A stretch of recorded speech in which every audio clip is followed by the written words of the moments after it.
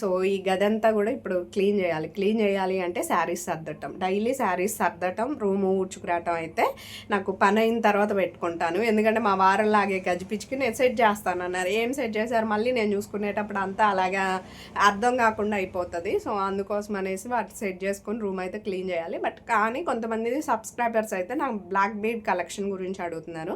So నాకు gold అయితే ఏం లేదు, ఒక హారం ఉండాలి. ఆల్రెడీ మీకు చూపించాను దాని డిజైన్ అంతా కూడా. బట్ ఇప్పుడైతే బ్యాంక్లో ఉందన్నమాట.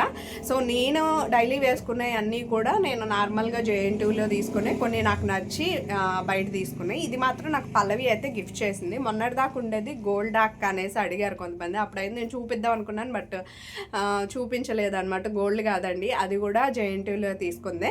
బాగుంటాయి అక్కడ నాకు, అంటే లోపల షాప్స్లో కంటే బయట 150కి 200కి సేల్ చేస్తుంటారే మనకి, సైకిల్ దగ్గర పెట్టి కానీ గొడుగు దగ్గర పెట్టి కానీ, అవి క్వాలిటీ బాగానే అనిపిస్తున్నాయి.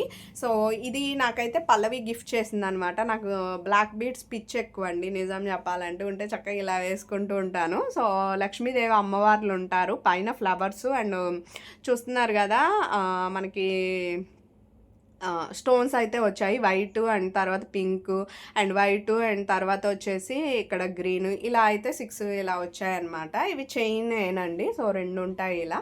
సో దీని కాస్ట్ వచ్చేసి 180 ఆర్ 250 ఎంతో సంథింగ్ పడింది. సో పల్లవి అయితే నాకు గిఫ్ట్ చేసింది అనమాట ఇది. సో మీలో ఎంతమందికి బ్లాక్ బీడ్స్ అంటే ఇష్టమో కామెంట్ చేసేయండి. అండ్ ఈ డిజైన్ ఎలా ఉందో కూడా చెప్పేసేయండి. గోల్డ్ లెక్కే ఉంది కదా, చాలామంది అంటారు గోల్డా అక్క అనేసి.